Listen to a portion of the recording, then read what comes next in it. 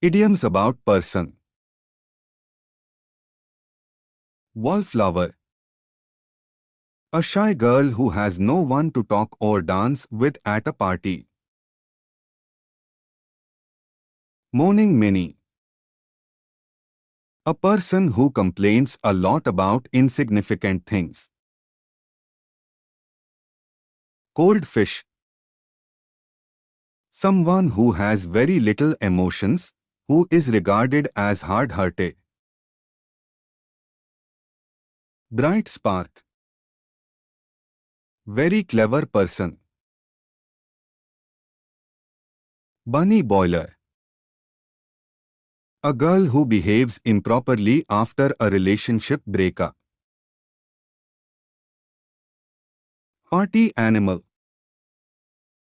A person who likes to attend parties often. Social butterfly. An extroverted person who is friendly with everyone and love to socialize. Busybody. A person who interferes in others' lives, want to know everything about everyone. Nerd. A person who is intellectual, obsessive, introverted or lacking social skills. Worrywart.